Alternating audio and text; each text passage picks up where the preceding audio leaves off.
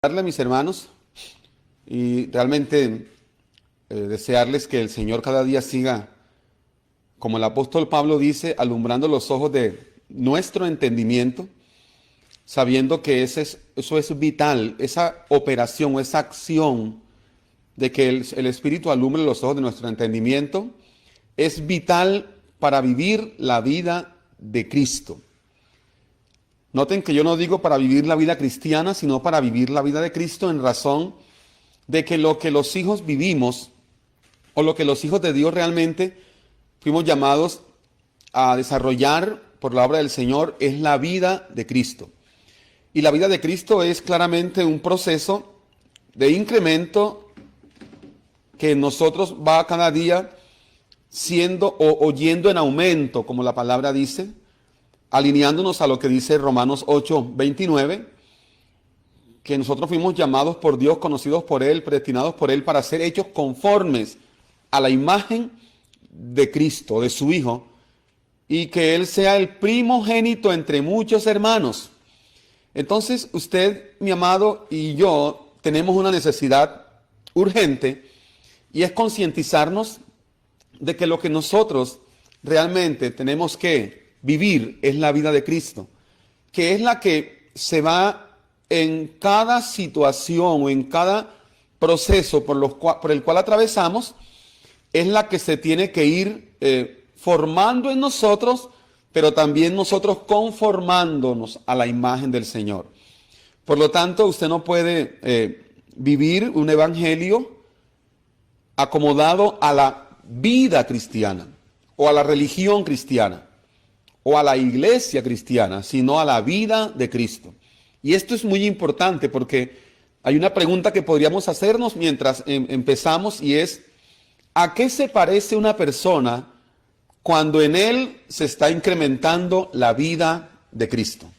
¿A qué se parece una persona cuando en él cada día hay un incremento de esa vida? Recuerden que en uno de los libros, creo que proféticos o salmos, no recuerdo bien, dice que la vida del justo es como la luz de la aurora, que va en aumento hasta que el día es perfecto. Entonces tengamos en cuenta que hay una misión alineada al propósito eterno de Dios, y esa misión es que esa vida impartida por el Padre en los hijos que estábamos muertos en delitos y pecados, tengan su crecimiento en nuestro corazón, que sea como una semilla que cayó en la tierra de nuestro corazón, y al caer en la tierra de nuestro corazón tenga el incremento esperado, lo que se espera de una semilla cuando es plantada en una buena tierra. ¿Qué se espera de una semilla plantada en buena tierra? Se espera que ella germine, nazca, crezca, produzca esa planta el fruto esperado, o sea, cumpla el propósito por el cual la plantaron como semilla. Y la pregunta que quizás es bueno que nos hagamos en esta noche es: nosotros estamos siendo esa buena tierra donde la semilla de la palabra de vida está cumpliendo ese proceso para el cumplimiento del propósito. No es una pregunta de cajón, ni es una expresión repetitiva que hacemos a manera religiosa, sino que es una pregunta que tiene que llevarnos a una reflexión profunda acerca de esa maravillosa realidad. Bien, amados, y ya ahí están los hermanos entrando, vamos a orar para comenzar nuestra clase de hoy. Oremos. Padre, gracias te damos por un día más, por la bendición de poder hacer parte del maravilloso cuerpo de Cristo. Señor, porque nos has bautizado en un cuerpo. Eso indica que nos has hecho, Señor, parte de tu cuerpo. Señor, nos has hecho una inmersión en ese cuerpo, que es el cuerpo de Cristo, a lo cual, Señor, nosotros hoy obedecemos como miembros para cumplir la asignación que a cada uno de los miembros del cuerpo ha sido dada. Gracias, Señor, por permitirnos en esta tarde estar aquí reunidos de manera virtual, Señor, y aquí poder compartir junto con mis hermanos, con mis amigos y con todos aquellos que hoy estén presentes en esta clase, y los que lleguen a estar de manera diferida, Señor, en esta clase también que sean edificados por la palabra de vida. Gracias, Señor, en Cristo Jesús. Amén y amén. Bien, amados, vamos a abrir nuestra Biblia. Allí donde está usted, por favor, busque su Biblia. Y quiero leer en Juan, capítulo 3. He venido trabajando en el Evangelio de Juan en las clases bíblicas que damos miércoles o jueves en su defecto. Y ya vimos el capítulo 2, 2, la parte, capítulo 3, la primera parte del nuevo nacimiento con el encuentro de Jesús con Nicodemo. Pero hoy continuamos en el versículo 14. Todavía ahí está una charla con Nicodemo. Y hasta el versículo 21. Y quiero hablar hoy de la salvación. La salvación es un tema muy conocido por todos, pero malentendido por muchos. Un tema conocido, pero muy malentendido. Evangelio de Juan, capítulo 3, versículo 14. Y para recordarles, para ir enlazando con lo que venimos diciendo hace rato, el Evangelio de Juan nos muestra el propósito por el cual fue escrito. En el capítulo 20, verso 31 dice: estas cosas se escribieron para que crean que Jesús es el Hijo de Dios y para que creyendo ustedes tengan vida en su nombre. Entonces ya sabemos que la meta, el propósito del Evangelio de Juan, cuando Juan lo escribe, era para que los que lo leyeran, creyeran que Jesús era el Hijo de Dios. Y al creer, tuviesen entonces vida en su nombre. La palabra vida allí es la palabra zoe. No habla de la vida biológica ni de la vida psíquica, sino de la vida espiritual, la vida eterna. Por lo tanto, el Evangelio de Juan marca un parámetro muy importante, y el parámetro es: Él es la vida. Pero también de ese parámetro que Él es la vida, se desglosan muchas cosas importantes, como por ejemplo, Jesús en ese Evangelio de Juan es donde dice muchas veces: yo soy la luz, yo soy la puerta, yo soy la vida, yo soy el camino, yo soy la resurrección, yo soy, yo soy el pan de vida. Eso lo podemos también encontrar en Éxodo capítulo 3, cuando Dios habla a Moisés y Moisés le dice a Dios: tú me envías allá donde los faraones o donde Faraón, pero cuando me pregunten quién me envió, ¿qué le voy a decir?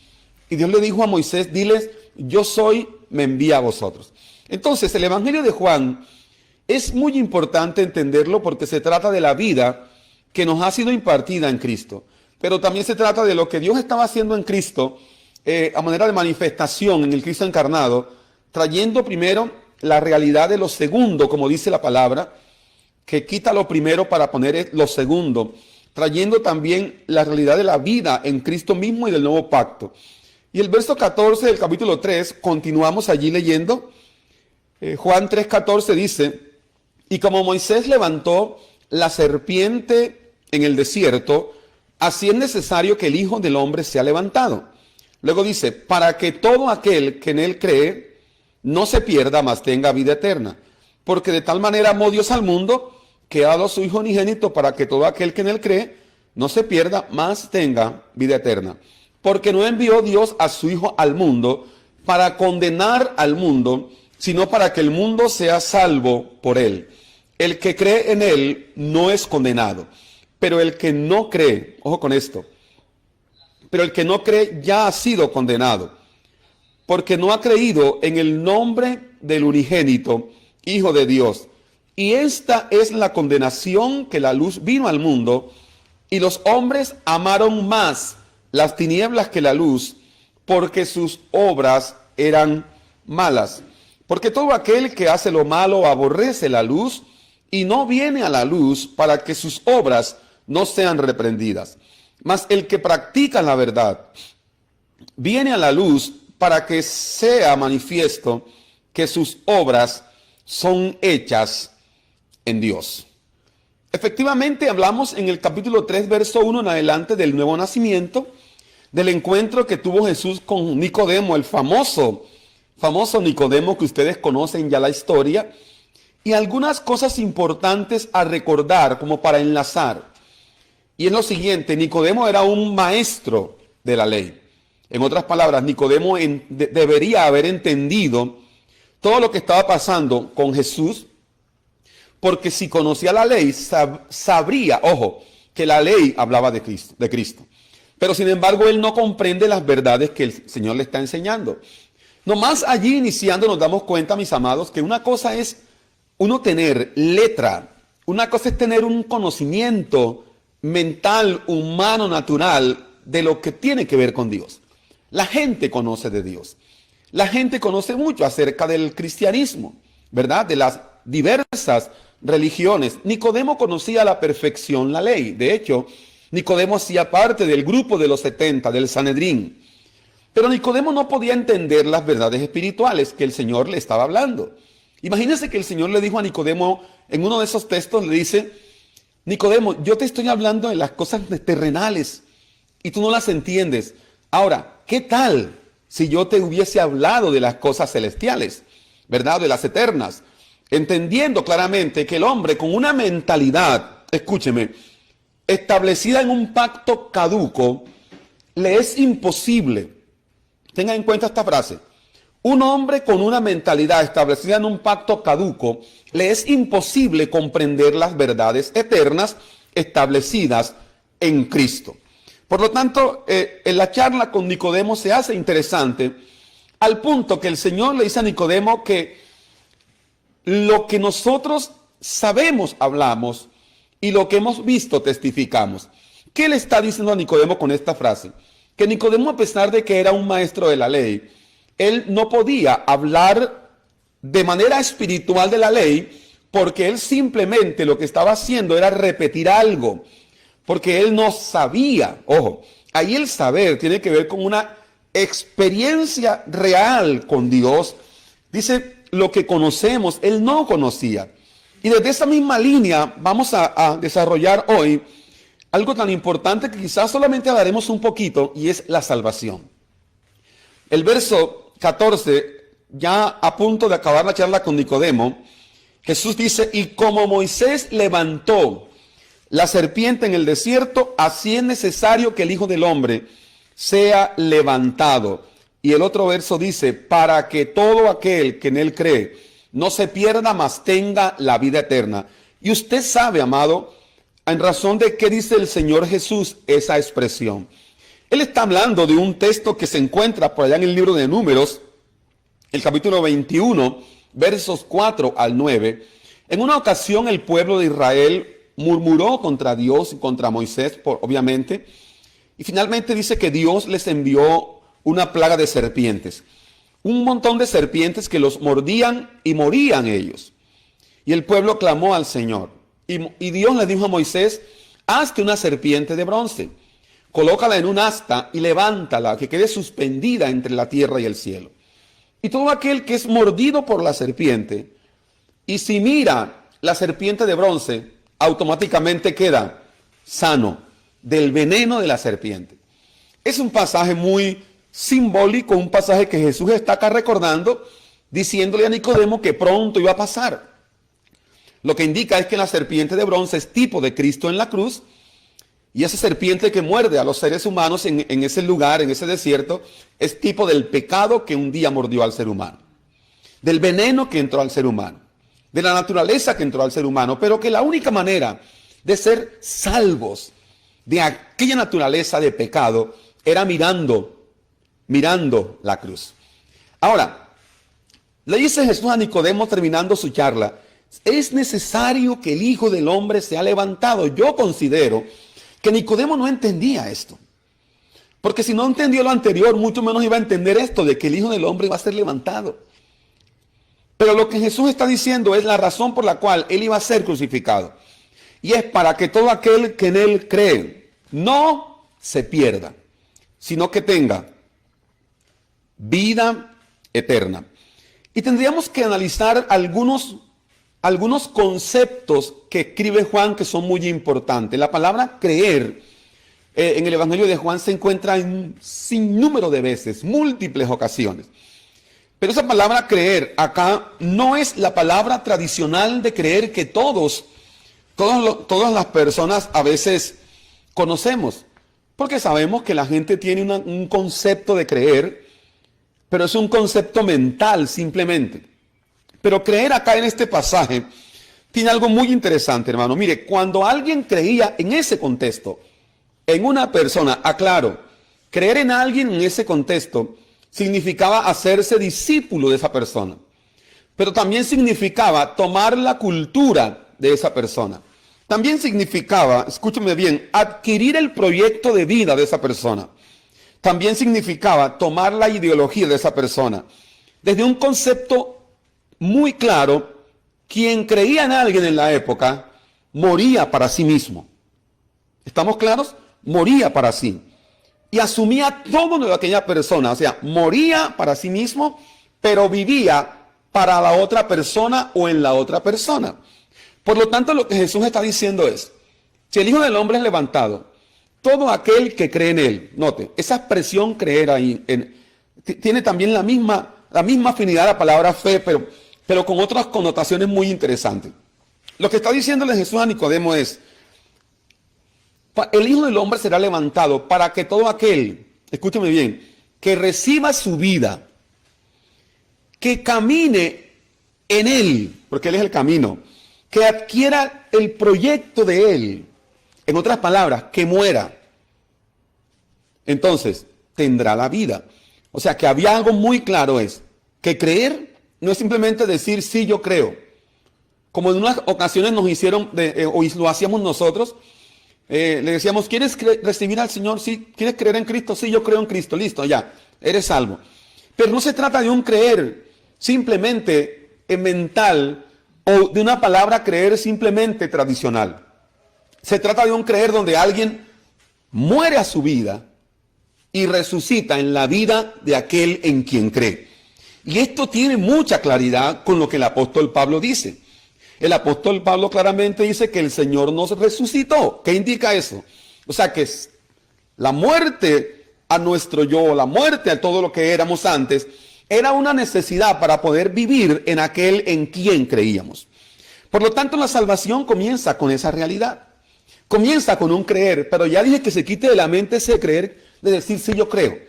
Con un creer que es tomar la cultura de aquel en quien yo voy a creer. En este caso, todo aquel que tome la cultura de Cristo como rey de este maravilloso reino, todo aquel que tome su ideología, todo aquel, escúcheme bien, que tome su proyecto de vida, todo aquel que tome sus aspiraciones como las suyas, morirá a sí mismo y vivirá en él. Vale la pena, mis amados, hacer esta pregunta en esta noche. ¿Usted considera que ha tomado la cultura de Cristo, la cultura del rey, que ha tomado el proyecto del rey?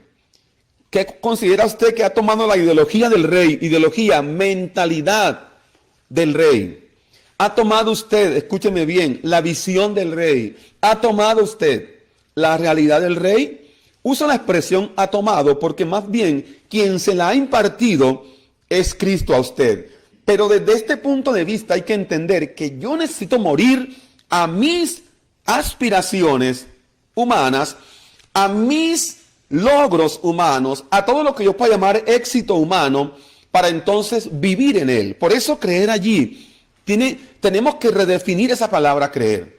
Porque si no redefinimos la palabra creer, vamos a vivir en un creer tradicional, en el que todo el mundo dice, yo creo, en el que todo el mundo dice, sí, yo soy creyente. Claro que sí, yo recuerdo que el apóstol Santiago dijo, ¿tú crees? Claro, bien haces, eres creyente, qué bueno.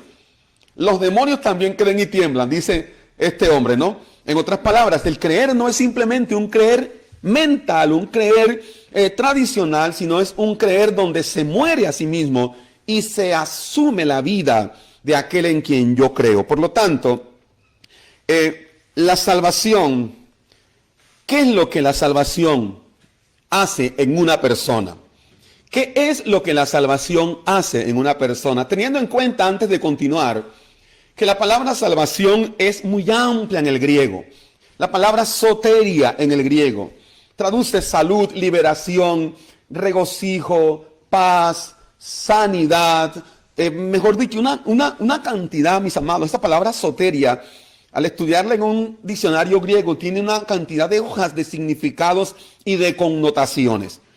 Hemos entendido que la palabra salvación La gente en la tradición piensa que la palabra salvación, cuando Dios habla de salvación, habla de librarlo de un lugar o de un destino, pero al final. Resulta que la salvación aquí en lo que Jesús está hablando con este hombre tiene que ver con un estado.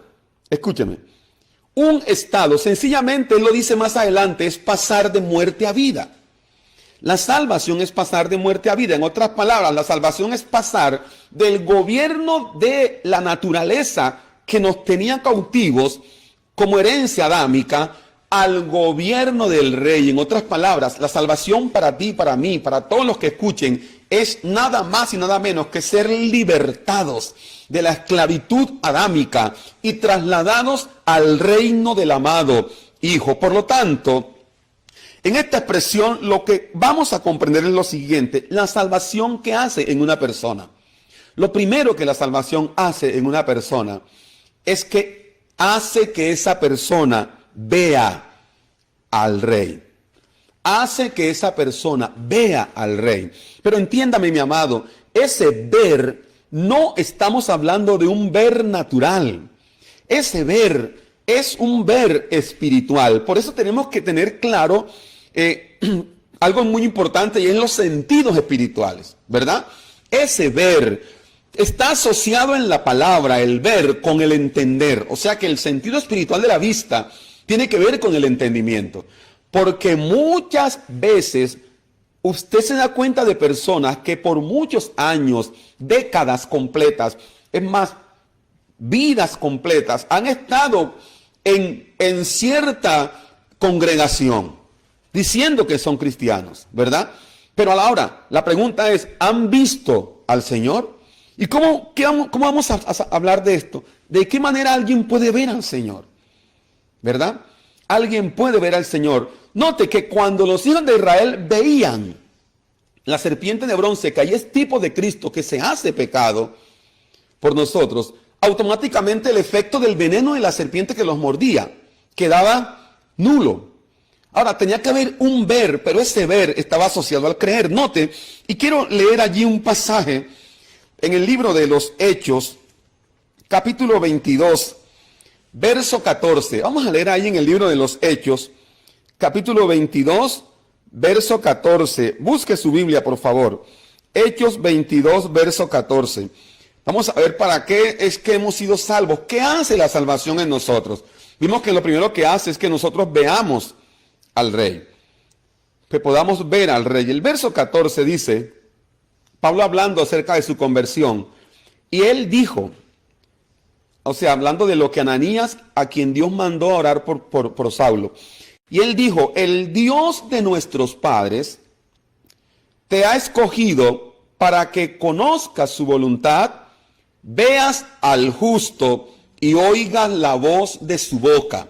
Note cómo le dice este hombre a Saulo: el Dios de nuestros padres te ha escogido, te ha salvado, te ha elegido para que tú conozcas su voluntad, veas al justo y oigas la voz de su boca. Esto es importante. Yo he colocado este orden.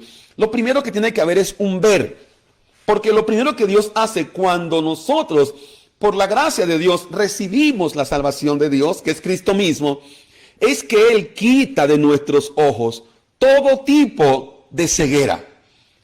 Aclaro, ojos espirituales, de nuestra vista espiritual, quita todo tipo de ceguera. ¿Sabe, mi amado, por qué a veces en la vida que usted está viviendo, donde usted dice que usted vive la vida de Cristo, que usted pertenece a la iglesia del Señor, vive en un sinnúmero de situaciones en las cuales se ve envuelto en, peleas, qué sé yo, obras de la carne? Es porque no ha habido un ver. Porque cuando hay un ver, lo que hace Dios es quitarme la visión de la naturaleza adámica y establecerme la visión del Hijo en mí. ¿Por qué a Pablo se le dice eso? Porque note, cuando Saulo ve al Señor, se encuentra con el Señor, queda ciego, queda sin visión natural. Humanamente quedó ciego. Lo que está diciendo de manera implícita y es que Dios estaba cambiando esa visión natural, adámica, pecaminosa, por la visión del Hijo. Y una de las cosas por las cuales dice que Dios lo llamó a él, lo escogió o lo salvó es para que él viera al justo, dice el texto. La pregunta que puedo hacerle en esta tarde, noche es, ¿has visto al justo? Ahora, ¿qué pasa cuando una persona ve a Cristo? Entiéndase ver desde una realidad del Espíritu. Voy a descifrarle ese ver de esta manera. Ese ver tiene que ver con una revelación del Hijo en nuestro corazón. El mismo apóstol Pablo en Gálatas 1, 14 y 15 dice que a Dios le plació, dice, revelar a su Hijo en él o en mí. Por lo tanto, si ese ver no ha sido una realidad en tu vida, seguirás viendo de manera natural. Seguirás viendo todo con los ojos de la carne. Seguirás viendo todo como el resto de las personas ven. Por lo tanto, seguirás con las mismas situaciones. Seguirás repitiendo lo que la gente repite. Seguirás, qué sé yo, adoptando lo que el sistema establece. Porque cuando alguien no ha sido entendido en la visión de Dios, no ha cambiado su visión, los ojos de Dios no han sido impartidos por el Espíritu en los ojos del entendimiento, esa persona, aunque recibió la salvación, es ciego. Y cuando se es ciego, según la palabra, se olvida. Entonces, mis amados, verlo a Él. Note que es importante, que es un ver en el Espíritu, ¿verdad? El salvo, que es salvo instantáneamente cuando recibe, cuando cree en Cristo por la gracia de Dios, comienza a ver. Note, ese ver, esa salvación que implica un ver a Dios en Cristo, ese ver me tiene a mí como hijo de Dios que ir llevando en un proceso de desarrollo de la vida de Dios en mí. O sea, no podemos determinar que alguien que ve a Cristo siga todavía sin el desarrollo, el avance de la vida de Dios en él. Cuando la vida de Dios avanza en mí a manera de desarrollo por un proceso práctico, por un ver permanente, entonces cada día, escúchemelo bien, cada día hay un morir a cosas que vamos viendo porque la revelación es progresiva, que no hacen parte de la vida que ahora portamos. Por lo tanto, déjeme decirle en esta noche, mi amado hermano, la salvación hace que usted y yo veamos al Rey. Veamos al Rey. Esto es claro, esto es muy importante. ¿Sabe qué fue lo que marcó la vida de Pablo? Que él vio al Rey, el ver al Rey. Pero ese ver al Rey tiene que evidenciarse en nosotros. El ver espiritual que tiene que ver con una regeneración del espíritu, porque lo que Nicodemo no comprendía en ese capítulo que estamos viendo era eso. Si tú quieres ver el reino de Dios, tiene que haber una regeneración, o sea, un nacimiento de nuevo, porque ese ver el reino cada día me hará identificarme con el rey y con el reino, me hará entender que tengo la cultura del rey. Quien no ha visto al rey no puede vivir de acuerdo al rey. Quien no ha visto al rey no puede vivir de acuerdo al rey. Por lo tanto, usted cada día verá al rey obrando en usted. Vamos a ver unas cosas maravillosas en este pasaje que leímos. Son muy interesantes. Entonces, 3 cosas por las cuales Dios escoge a Pablo o a Saulo. O lo salva. ¿Para qué lo salva? 1, para que conozca su voluntad. ¿Verdad? Pero yo invertí el orden porque considero que lo primero que Dios hizo en él fue cambiar su visión, que él viera al rey. Luego, conocer su voluntad. Esto es muy importante porque la palabra conocer allí tiene que ver con un desarrollo de una experiencia vivida, de una experiencia diaria. No conocemos la voluntad de Dios si no estamos inmersos en Él, si no estamos sumergidos en su realidad, si no estamos conscientes y somos intencionales de la vida que ahora se nos ha impartido. Hago una pregunta, ¿usted ha oído o ha visto al Rey? ¿Ha visto al Rey? ¿Ha visto a Cristo? ¿Verdad? Ese ver, repito, es una revelación. Luego, conocer su voluntad. ¿Qué hace la salvación? Hace que los salvos conozcan su voluntad. Pero ahora veamos lo claro que es esto. Yo no puedo independizar la voluntad de Dios de Cristo. La voluntad de Dios es Cristo mismo.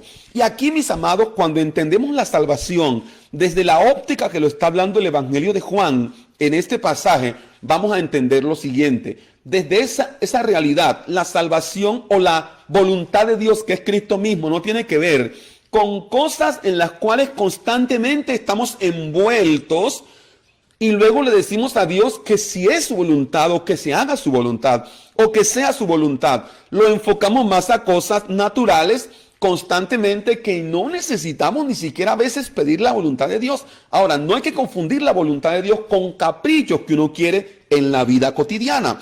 Aquí la voluntad de Dios tiene que ver con algo que los hijos, una vez han sido regenerados, esa salvación produce en ellos un ver y un conocer. Note, un ver y un ¿qué? Conocer.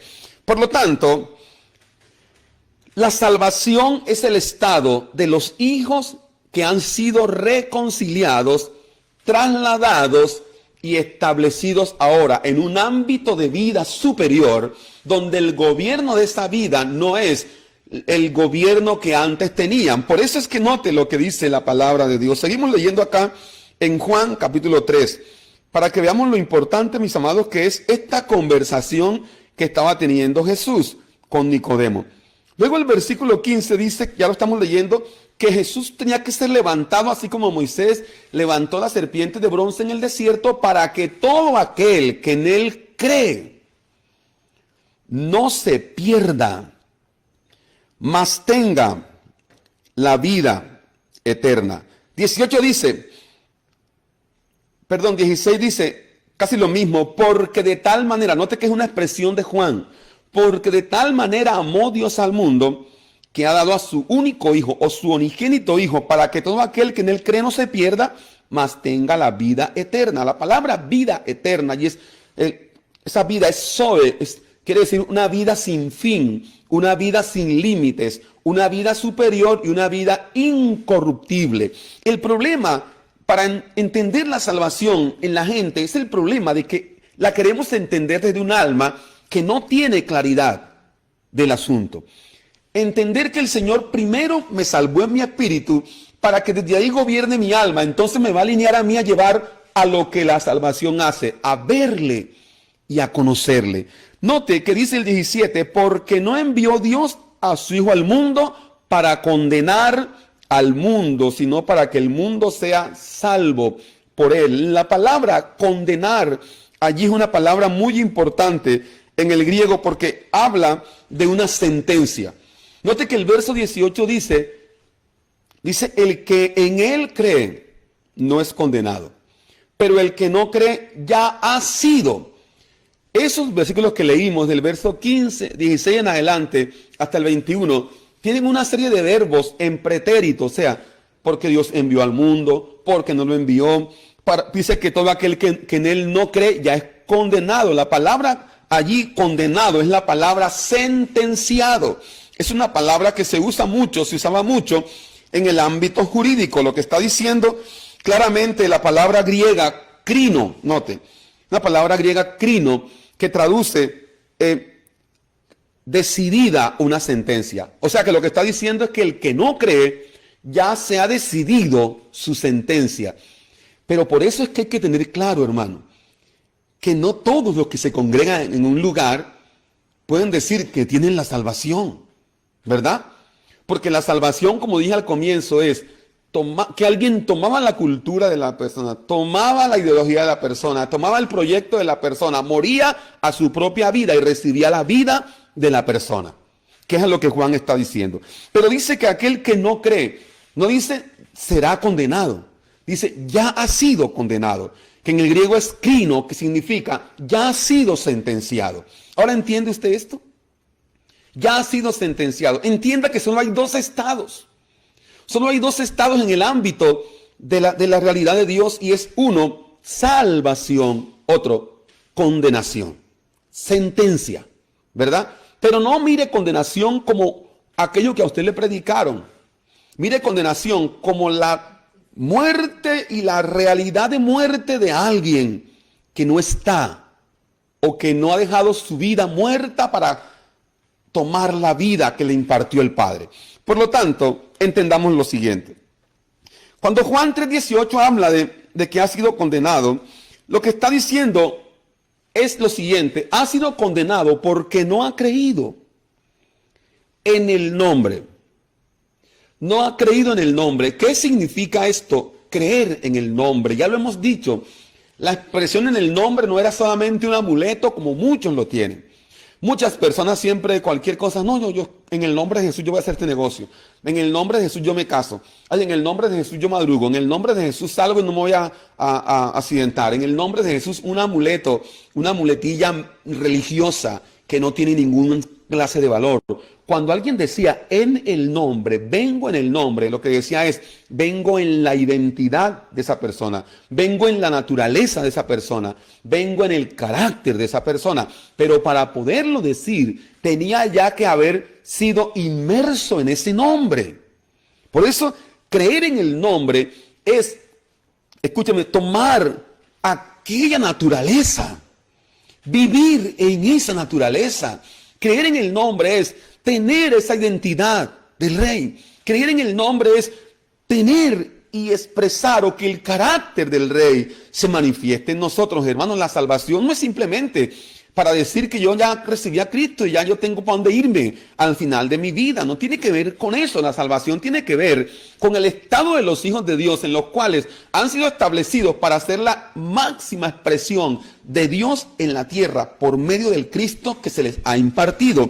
Por lo tanto, cuando dice creer en el nombre, lo que está diciendo es, ellos ahora tienen, o sea, los que creen que no son condenados, es porque ahora tienen la naturaleza, ojo, de Dios, el carácter de Dios, ay, Dios mío, bendito, y la identidad de Dios. Eso habla en el nombre. Por eso es que cuando dice en Mateo 28:19, bautícenlos en el nombre, dice, sumérjanlos en la naturaleza de Dios, en el carácter de Dios, en la identidad de Dios, como enseñándoles, una inmersión en la enseñanza de esa palabra. Entonces, el que no cree ya es condenado. Y aquí vale la aclaración. Todo el que no ha creído en Cristo, de la manera que lo estamos hablando, como lo dice el texto, por más que haga cosas, por más que cante, que adore, que tenga vida religiosa, todavía está en tinieblas y está en una sentencia. Porque dice, el que no cree ya es condenado, o sea, ya ha sido sentenciado, se ha decidido la sentencia, y la sentencia es que está en muerte. Por lo tanto, mis amados, como dijo alguien una vez, un amigo predicador, y me pareció una expresión un poco fuerte, pero clara: todo el que no está en Cristo, el que no ha creído en el nombre, como les dije ya, el que no opera en la naturaleza de, en la identidad de y en el carácter de, para Dios está muerto. Para Dios está muerto. Por eso es lo que está diciendo ahí. El que no cree en el nombre del unigénito Hijo de Dios ya ha sido condenado. O sea, ya ha sido sentenciado. Esto es muy importante. Ahora, ¿y en qué consiste esa condenación? Porque si hablamos de salvación, el texto habla de salvación y condenación. Tenemos que determinar en qué consiste esa condenación. Y allí lo dice Juan también en el verso 19. La condenación, esta es la condenación. O sea, esta es la sentencia determinada para esas personas. Que la luz vino al mundo, pero los hombres amaron más las tinieblas que la luz. Estamos viendo salvación, condenación, porque en Juan siempre se ven dos. En Juan capítulo 1, vida y luz, ¿verdad? Se ve salvación, condenación, antiguo pacto, nuevo pacto, tinajas de ritualismo judío, vino nuevo. Aquí se ve nuevo nacimiento o vida vieja, salvación, condenación. Ahora se ve luz y tinieblas, ¿verdad? La condenación es esta, que los hombres amaron más las tinieblas que la luz por una razón, porque sus obras eran malas. Note que me gusta mucho del verso 19, la expresión los hombres amaron más las tinieblas que la luz. Amaron es del verbo, la palabra griega es un verbo que es, es similar a la palabra ágape, pero se pronuncia egapesán. Y egapesán, o también se puede pronunciar agapao, lo que traduce es entregar totalmente todo. ¿Sí me explico? O sea, que esas personas entregaron todo. Ellos se habían convertido en tinieblas. En otras palabras, así como cuando alguien al estar en Cristo se convierte en uno con Él, es la luz, como Cristo es la luz en Él, el que está sin Cristo, que no está en Dios, en Cristo, que no tiene la vida de Cristo, es tiniebla, es engaño, es falsedad, es todo aquello. Note, amaron más las tinieblas que la luz. La palabra tinieblas del griego es kotos. Pero mire lo que traduce acá la palabra tinieblas. Escuche bien, por favor. La palabra tinieblas del griego escotos traduce al castellano oscuridad mental. No traduce tinieblas de noche físicamente hablando. Traduce oscuridad mental, ¿verdad? Pero también oscuridad moral y oscuridad espiritual. En otras palabras, la condenación allí lo que está determinando es un individuo en una oscuridad total, ajeno de la vida de Dios. Porque recuerde que Juan 1:4 dice que esa vida que es Cristo era la luz de los hombres. Asocia la vida de Dios con la luz. Entonces, quien es condenado tiene claramente lo siguiente. Note, oscuridad total, tinieblas mentales, tinieblas morales y tinieblas espirituales. Por lo tanto, este tipo de personas que está en tinieblas, dice algo muy importante el texto. Ama las tinieblas. Dice, amaron más las tinieblas que la luz. Ama las tinieblas. ¿Cómo así que ama las tinieblas? Esto hay que tener claro, esto es muy importante. Y quiero leer un versículo que aparece en Job que me gusta mucho. Job capítulo 24, verso 12 y 13. Job capítulo 24, verso 12 y 13. Dice, desde la ciudad gimen los moribundos. Dice, claman las almas de los heridos a muerte, pero Dios no oye su oración. Dice, porque son rebeldes a la luz, nunca conocieron sus caminos, ni anduvieron en sus veredas. Repito, Job 24, 12 y 13. Desde la ciudad claman, gimen los moribundos, claman las almas de los heridos a muerte, pero Dios no oye su oración. ¿Por qué? Dice, porque fueron rebeldes a la luz. Interesante es, nunca conocieron sus caminos, ni anduvieron en sus veredas. En el libro de Job hay muchas cosas importantes, pero este texto me pareció interesante. ¿Por qué?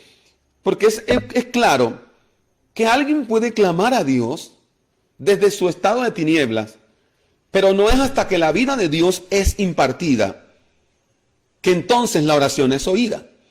Porque escuchen, vale el momento, hermanos, para que hablemos un poco de la oración. La oración no es una repetición, la oración no son solo palabras que digo, aunque el que ora dice palabras. La oración no son solo posturas que adopto, aunque el que ora puede adoptar cualquier postura. La oración es, escúcheme bien, la oración es claramente la identificación desde el ámbito de la vida de Dios con el Rey. O sea, por eso esta gente era condenada porque amaba las tinieblas. Pero note lo que dice el texto que sigue, que es muy importante. El 20, porque todo aquel que hace lo malo, aborrece la luz y no viene a la luz para que sus obras no sean reprendidas. Y me gusta aquí bastante la palabra obras. Obras no sean reprendidas. Note, la palabra obras, que vimos ahí que sus obras eran malas, esa palabra obras en griego es erjón. Erjón con G, y traduce esfuerzo, trabajo, ocupación, hechos. Y la palabra malas es la palabra poneró, y traduce dañino, algo dañino, fatigados, afanados.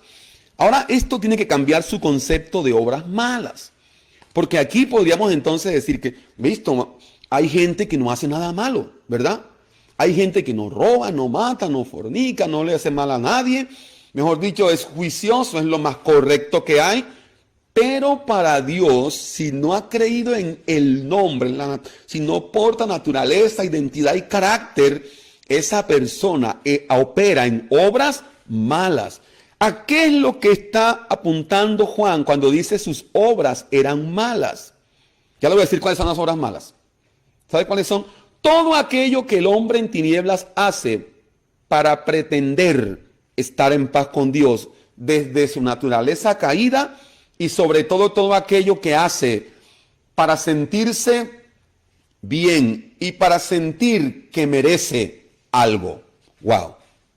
Repito, obras malas es todo aquello que el hombre en tinieblas hace para sentirse bien y para sentir que merece algo. Entonces esa persona dice, no, la verdad es que yo sé que Dios me va a responder porque yo esto y aquello. ¿Se acuerdan? Yo sé que algunos de ustedes han estado allí, ¿verdad? Yo sé que Dios me va a guardar porque yo soy muy buen esposo, yo soy muy orador, yo hago estas cosas. Quien piensa de esa manera, aunque ore o haga cosas para Dios, está en tinieblas porque sus obras son malas. La pregunta es, ¿qué es una obra mala para Dios? Es todo aquello que no se hace en el Hijo. Hola, ¿estamos escuchando? ¿Qué es una obra mala para Dios? Es todo aquello que no se hace en el Hijo. Por eso es que dice el texto que sigue, que los que aman la luz vienen a la luz para que se note que sus obras son hechas en. No para, sino en. Ay, bendito Dios, mi amado. Esto tiene que ser para nosotros muy importante.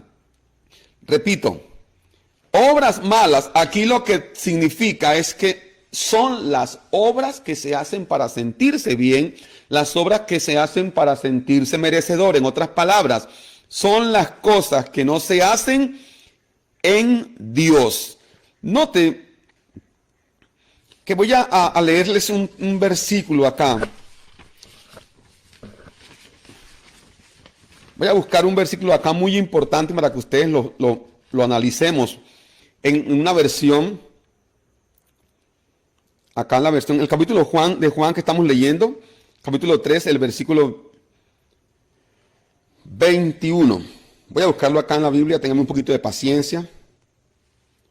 Juan 3, 21. En la versión Palabra de Dios para Todos. Note, Juan 3, 21. Pero el que practica la verdad se acerca a la luz para que muestre que sus hechos se hicieron por obra de Dios. Wow. Interesante eso. Vamos a entender esos dos versículos. El que ama las tinieblas, el que no ama la verdad, el que no cree en Cristo, no viene a la luz para que no se vea. Mire, cuando alguien es expuesto a la luz de Cristo, enseguida esas obras humanas, hechas para sentirse bien, hechas para sentirse merecedor de algo, se tienen que quemar. Entonces, el que no ama la luz, no viene para seguirse sintiendo que sus obras son las que lo han hecho estar donde está. Por eso es que el apóstol Pablo claramente tiene que decirlo, no es por obras para que nadie se gloríe. Y aquí es donde muchos malinterpretan, porque como dice que no es por obras, entonces la gente dice, ¿para qué orar si no es por obras? ¿Para qué leer la palabra si no es por obras? ¿Para qué uno sacrificarse por la gente si no es por obras? No se trata de esas cosas. Se trata de aquellas cosas que tú haces para sentirte merecedor. Incluso puede ser orar, puede ser ayunar, puede ser dar, todas esas cosas. Hay gente que dice, la verdad es que yo tengo vara con Dios porque yo soy el que más doy en la iglesia. Otros, yo tengo vara con Dios porque yo soy el que más oro. Esas obras cuando se hacen para merecer algo, son obras malas. Son obras malas. Evidencia de los que están en una sentencia condenatoria, que no están en la luz. Le hago una pregunta, mi amado, si está todavía allí escuchándome. ¿Cuál es la motivación por la cual usted hace lo que hace? ¿Por qué usted hace lo que hace? ¿Por qué usted dice, yo soy un hijo de Dios? ¿Por qué lo hace? ¿No será que a veces es el alimento para un alma no alineada, para un alma oscura en tinieblas? Por lo tanto, obras malas tiene que ver entonces con todo aquello que no se hace en Cristo, ¿vale?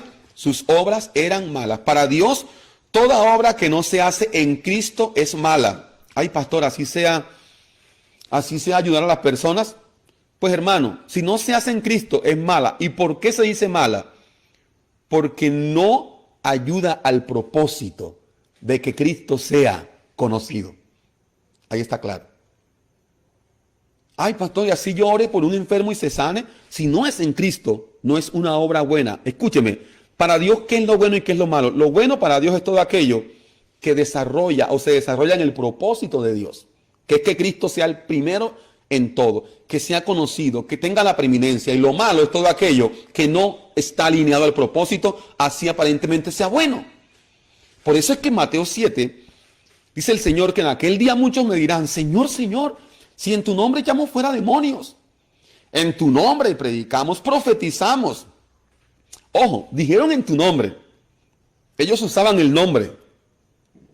¿Sabe cuál era el problema? Que no evidenciaban el nombre. Una cosa es usar el nombre. Otra cosa es que el nombre se vea en nosotros como una realidad de la vida de Dios. Escúcheme algo, mis amados. Solo quiero que hoy usted y yo nos quedemos con esto. La salvación es el estado de los hijos donde todo lo que hacen, lo hacen en Cristo. Es más, y todo lo que hacen en Cristo no es nada que ellos puedan producir, sino que Dios ha preparado de antemano. La condenación es el estado de los hombres que hacen obras malas. Toda cosa hecha que no sea en Cristo es mala. ¿Y es mala por qué? Porque no está desarrollando el propósito de Dios, que es que Cristo sea conocido. Le hago una pregunta. ¿Lo que estás haciendo es en Cristo? Puede tener buenas intenciones. Puede tener la mejor de las intenciones. No, yo voy a hacer estos mercados para llevárselo a las personas. Bien.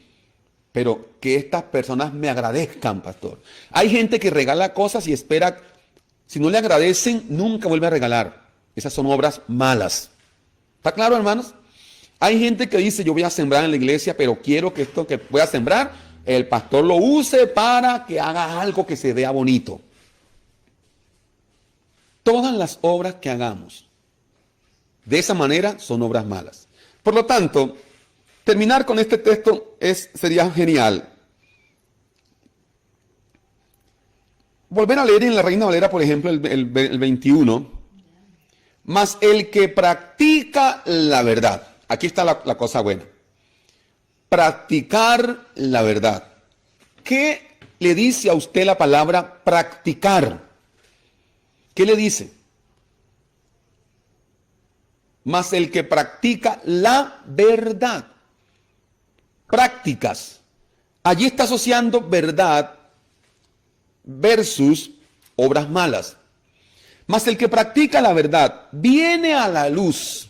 Note, practicar la verdad ahí es el desarrollo de la obra de Dios en la persona. La verdad en alguien no es tanto lo que dice o lo que puede hacer en su fuerza, sino lo que Dios a través de él en Cristo manifiesta. Mas el que practica la verdad viene a la luz para que sea manifiesto, allí faneró, que aparezca, que sus obras son el resultado de la vida de Dios. Así es que el texto dice, para que se vea que sus obras son el resultado de la vida de Dios. En otras palabras, esa persona que practica la verdad es alguien que ha muerto, pero que quien ha resucitado en él es Cristo. Te pregunto por una vez más, ¿tú estás operando en las obras que salen de Dios o estás operando en las obras que tú haces para sentirte bien como alma adámica o como alma viviente, o para sentirte bien como persona, o para que la obra de Dios sea vista a través de ti? Termino con este consejo, hermano. Consejo número 1. Escúcheme. Si lo que haces no exalta a Cristo, es una obra mala. Si lo que haces no exalta a Cristo, es una obra mala. Si lo que haces exalta tu nombre, enorgullece tu carne, es una obra mala. Pero si lo que haces evidencia la gloria del